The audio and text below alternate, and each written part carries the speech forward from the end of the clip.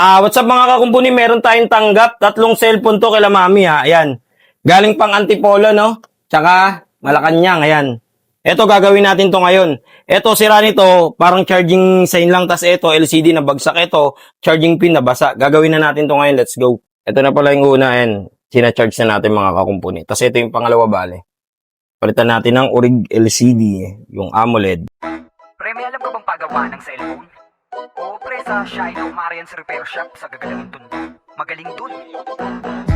May kasama na po siyang frame. Kasi mas matibay po siya kapag may frame. Kasi yung mga class A po, wala tayong class A dito, no? Makapal siya, no? Asan ba may class A ba tayo? Ayun yung ano. Saan yung Reno 4? Tignan mo yung class A, teo. Angat na angat. Ano, makikita mo siya nakaalsa na talaga. Ganyan po pagka class A. Mga gusto pa bang ipagawa?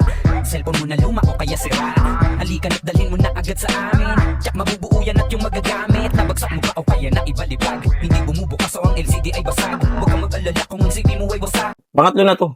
Ayun, okay na yung, yung battery na yung sira, hindi na makuha sa repair. Ito mga kumpuni, natapos na natin yung unit nila mama. Ito ibibigay na natin. Bali 3 to lahat. Ito yung kay mami. Ito. Yan. Yung kay mami. Picture mo na lang to. Picture, meron pa naman. Anak ka ng po.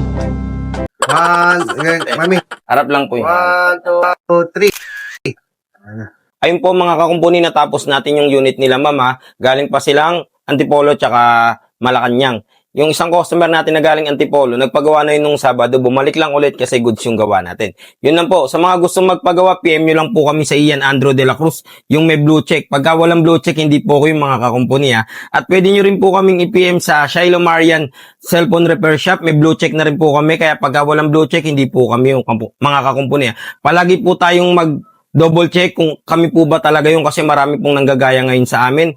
Yun lang po. Every Sunday is family day po. Sarado po kami pag Sunday. Wag na po kayong magpunta. Kasi po wala po kami para hindi na rin po sayang yung pamasahe nyo, oras at pagod. Yun lang po. Maraming salamat po palagi mga kakumpuni. God bless.